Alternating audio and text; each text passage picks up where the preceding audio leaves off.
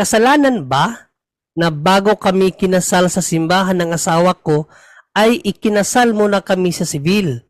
Kung kasalanan man ay hindi ko po naikumpisal yon hanggang ngayon. Maraming salamat, Brother Wendell.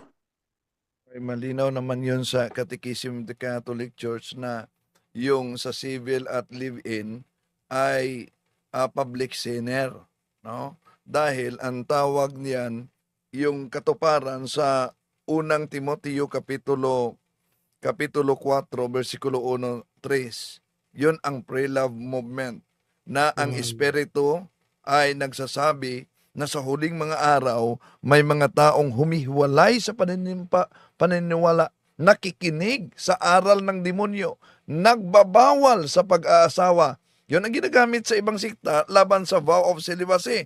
Pero ayon sa mga eksperto, ang katuparan yan ay Gnosticos. Ang aral ng Gnosticos, free love, imagine ha, free love and suicide are good. All animal foods are to be avoided. Ano yung free love?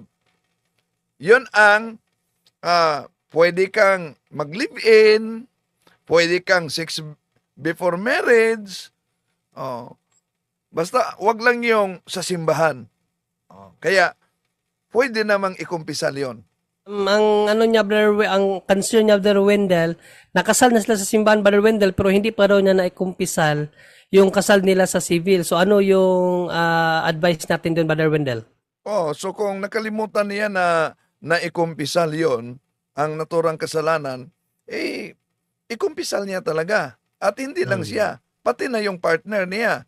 Dahil gumagawa sila una bago tumanggap ng sakramento, iba talaga yung pagpakasal. Yung pagpakasal, hindi iyon kumpisal. No? Ang kanilang estado noon na civil wedding sila, hindi na-erase nang nagpapakasal sila. Nanatili pa yung kasalanan na yun. Maliban kung pinagsisihan nila ang naturang kasalanan at ikinumpisal nila. Ayan, malinaw na yun, Brother Wendell. Maraming salamat, Brother Wendell.